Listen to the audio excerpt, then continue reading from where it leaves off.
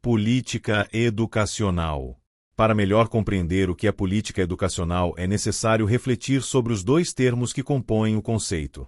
Por política podemos compreender a arte ou ciência de governar ou ainda o espaço da polis, da cidade grega, da coletividade.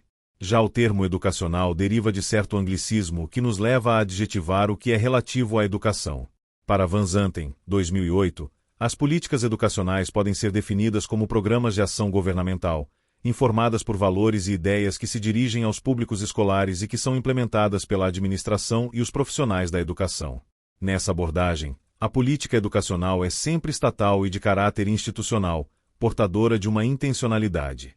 O que exige, então, compreendê-la sempre no âmbito do Estado e sujeita às decisões governamentais.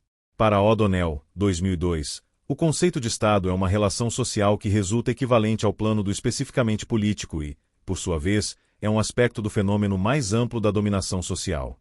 Essa dominação relacional é uma modalidade de vinculação entre sujeitos sociais, sendo por definição assimétrica, já que é uma relação de desigualdade. Essa assimetria surge do controle diferenciado de certos recursos, o controle dos meios de coerção física, o controle dos recursos econômicos, o controle dos recursos de informação, conhecimentos científicos e tecnológicos e o controle ideológico. O controle desses recursos varia de acordo com fatores que determinam seu acesso de maneira desigual, sendo que a articulação desigual entre as classes sociais na sociedade é o determinante dessa distribuição.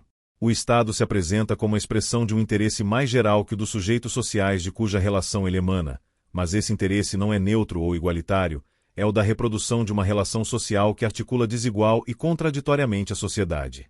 Sua objetivação é o direito moderno, racional e formal, que consagra o sujeito social como sujeito jurídico, no plano da igualdade correspondente ao plano da circulação de capital.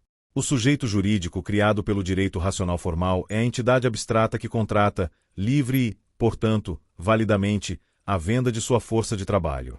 Assim, o Estado pode ser caracterizado como muito bem o fez Weber, 1982, como uma instituição política que detém o monopólio da força-violência, meios de coação, em um determinado território. Ainda segundo O'Donnell, 2002, o Estado, como toda relação social, é uma relação de força. Desse modo, um terceiro sujeito social precisa ser levado em conta: as instituições estatais. Elas são a reificação ou coisificação desse Estado. As instituições estatais são, portanto, um fetiche. Essas instituições parecem acima da sociedade, como a organização pública e coercitivamente suportada de uma superfície que encobre as rupturas que constituem o que é. É assim que o Estado aparece como uma força externa movida por uma racionalidade superior, apresentando-se como a encarnação de uma ordem justa, como árbitro neutro. A sociedade civil enclausurada no privado não pode imputar à generalidade que os interesses e as instituições estatais parecem servir. Por isso, elas se apresentam como as portadoras dos interesses públicos e, muitas vezes, do universal. As políticas públicas emanadas pelo Estado apresentam-se como dirigidas por interesse universal, ainda que focalizadas a determinados públicos-alvo. Contudo, essas políticas são resultantes de disputas em que os grupos organizados tentam legitimar como universais, acima de particularismos, seus próprios interesses. Para Paviglianici, 1993, a política educacional estuda as relações de força e tenta dar direção ao processo educativo e às disputas que ocorrem dentro do Estado para a configuração e o controle da prática institucionalizada da educação dentro de uma formação histórica determinada. Nesse sentido, a política educacional deve ser compreendida como resultante da correlação de forças entre distintos projetos, o que resulta em que comporte contradições no seu âmago. A legislação é a objetivação desse processo, o que muitas vezes reduz a luta política, por exemplo, pelo direito à educação, à formalização jurídica dessa conquista. As políticas educacionais sempre foram dirigidas à noção de justiça social, de promoção da igualdade entre os indivíduos, independente de sua condição econômica. O ideal de igualdade de oportunidades e a laicidade do ensino que orientou desde os primórdios a organização dos sistemas escolares republicanos podem ser considerados os principais vetores da política educacional do século XX. Após longo período de expansão da educação, as políticas públicas educacionais foram confrontadas ao fracasso escolar das crianças e jovens originários dos meios populares, o que acabou resultando em reorientação dessas políticas para o desenvolvimento de ações compensatórias e de discriminação positiva.